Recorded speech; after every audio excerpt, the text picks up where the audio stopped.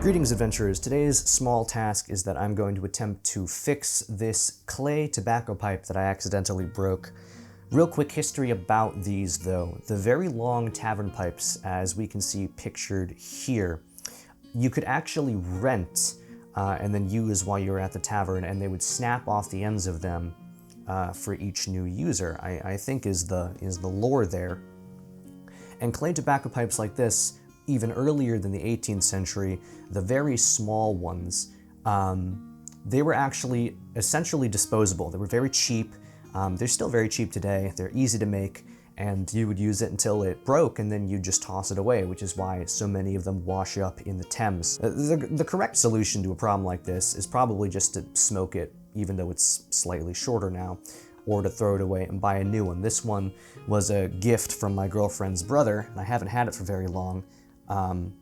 But this is actually one of my favorite pipes. It's like the perfect size, so I'm gonna see if I can go ahead and fix it. So we're gonna need some materials. The first thing I'm gonna do is I'm gonna attempt to just hold it better together. I've got a little bit of sealing wax here. I'm trying to use materials that would have been available in the time period, even if the materials are modern anachronisms. So this isn't a period recipe for sealing wax per se. I'm going to be using this oil lamp so that I can have a nice consistent flame so I don't have to keep relighting everything. I'm also going to want to put some paper down underneath all of this actually, so that if the wax drips it doesn't get all over my table. I've got just a little bit of white string here, a straightened out, you could use a coat hanger. This is I don't know if the camera's gonna pick that up, but this is a leather dye dauber that I straightened out, and this is to put into the pipe stem to keep it straight before I seal it back together. And I also have just a tiny little piece of leather that I'm gonna use to make a cuff to go over the whole thing when it's done. So I have my leather needles and a bit of thread there as well. So my plan here is essentially to treat this the same as I did my medieval tent pole, except that it was cut specifically so that it would fit together and then be bound up. This was a fairly clean break. So we're gonna have to seal it together with the wax first, and then I'm gonna wrap the string around it and then put the leather cuff. So the first thing I need to do is I'm gonna take my dauber here, and I'm gonna thread that through the stem of the pipe to keep that together while I'm attempting to seal it. It'll make things a lot easier. And I would just suggest that you want whatever you're using to be long enough that you could pull it out instead of just like putting it in and then hoping that it will fall out when you're done, because if wax gets in there, I don't want whatever I use to hold the pipe together to accidentally seal the stem of the pipe. That would make it useless.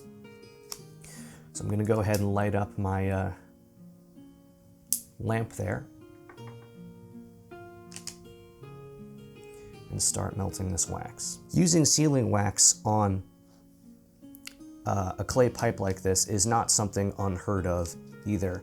I'm not sure if it's a complete modern anachronism that just modern pipe smokers do, but clay pipes like this, if you clench them between your teeth, you'll eventually start eroding away at your teeth. And so to combat that, you can put a little bit on the end of the pipe with the sealing wax, and that is something that I have successfully done. So we've gotten a fair bit of wax on the pipe itself now, and it's very globular. So the reason why we like having the open flame is so that I can actually gently heat it and control it above the flame and rotate it to get the wax to even out a little bit. This is sort of something that you're just gonna have to feel out if this is what you decide to do with your pipe. But the idea is that you would slowly rotate the pipe over the heat, which is difficult as you're trying to hold it together, because when the clay is a liquid, it doesn't hold anything together. So you need to rotate it, and then eventually the clay will lengthen and elongate over the pipe, and then you hold it together. And honestly, it's pretty good. It's not gonna stay like that forever, which is why it needs reinforcement to the rope, which is what we're gonna do now. So this is why you want something that you can pull out of the pipe rather than hoping that it falls out, because I am getting resistance here, which means that if we give it a little twist, that means that there is some wax inside the pipe that bonded. But honestly, that's good. It means it might hold together a little better. So what I'm gonna do is I'm gonna put little dots of wax all along the length of the pipe, and then as I'm wrapping the string around, I'm gonna heat each one of those up in order so that I'm not working with too much wet wax all at once. And then that's gonna bond to the string, or that's the idea anyway, and that's gonna help strengthen it all along the stem of the pipe.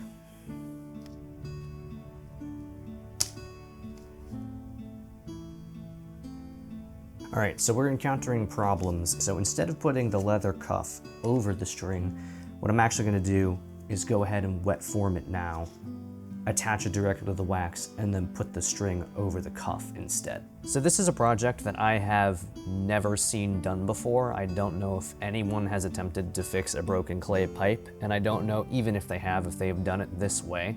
So if you have a better solution to this that either you have thought of or have actually tried, then go ahead and comment that down below, because this is a full-on experiment and hopefully it helps some people.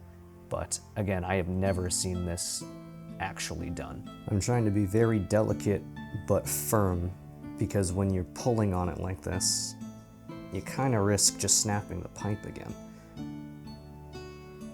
But I also want it to be tight so that it doesn't come loose and it's sturdy. I'm gonna take a moment to drop some more wax right on the crack in the hopes that it bonds with the leather and seals up in there and fills everything up. As with everything, this is a much more complicated and difficult project than I gave it credit for. So I had just enough string. It is not nearly as pretty as I was envisioning it being, but it is time for the moment of truth. I'm going to remove this from the center and pray that it all holds together, because if not, then I'm gonna give up.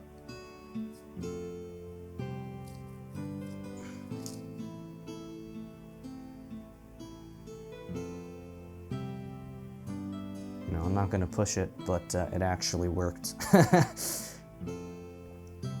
Now, what this means is, the way that you clean clay pipes like this is that you essentially just stick them in a fire or in an oven, and you let them get so hot that it burns off all of the char on the inside. I'm not gonna be able to do that anymore because everything that I just did is going to be destroyed. So I'm essentially gonna have to just put only the bowl in the fire, or maybe take a coal and put it right in the bowl there if I wanna clean it. But I'm gonna take it outside for a smoke test to see if there are any leaks, and that would be evident if smoke came out of the center of the pipe, which shouldn't happen. But if this worked, I'm gonna try to perfect this and make it more attractive for next time.